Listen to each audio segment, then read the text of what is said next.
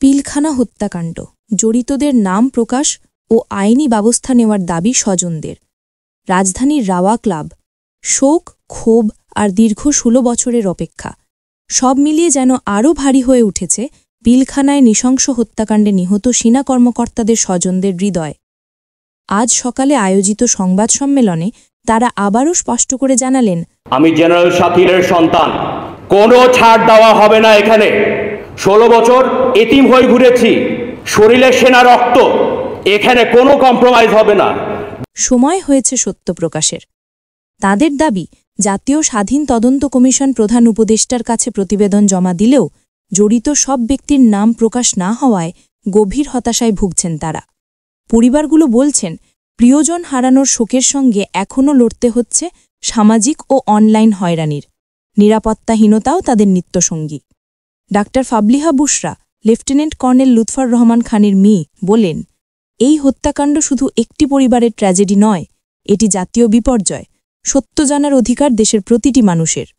তিনি দ্রুত আইনগত ব্যবস্থা, অভিযুক্তদের বিরুদ্ধে ট্রাভেল ব্যান এবং পূর্ণাঙ্গ প্রতিবেদন প্রকাশের দাবি জানান। মেজর জেনারেল শাকিল আহমেদের ছেলে রাকিন আহমেদ ভুইয়া তার বক্তব্যে বলেন, এই হত্যাকাণ্ডের পিছনে থাকা যে ষড়যন্ত্র ছিল, দেশের ভবিষ্যৎ নিরাপত্তার স্বার্থে তার বিচার যে কোনো মূল্যে নিশ্চিত করতে হবে। স্বজনদের কণ্ঠে অভিন্ন দাবি, ১৬ বছরের অপেক্ষা আর নয়।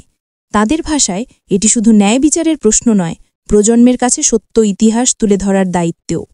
মেজর নুরুল ইসলামের ছেলে আশরাফুল আলম হান্নান বলেন, এখন আর কোনো ভয় বা বিভ্রান্তি নয়, আমরা চাই এই রিপোর্ট যেন দ্রুত সরকারের ওয়েবসাইটে প্রকাশ করা হয়।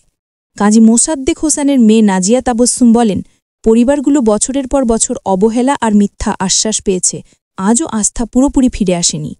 শেষে মুজিবুল হকের ছেলে মুহিব হক বলেন, ডিফেমেশন শুধু আইন নয়, এটি একটি অস্ত্র, আর এই অস্ত্র বহু বছর ধরে আমাদের পরিবার ও ন্যায়বিচারের বিরুদ্ধে ব্যবহৃত হয়েছে। পিলখানা হত্যাকাণ্ড তদন্ত কমিশনের প্রতিবেদন হাতে এসেছে, এখন চোখ দেশবাসীর দিকে।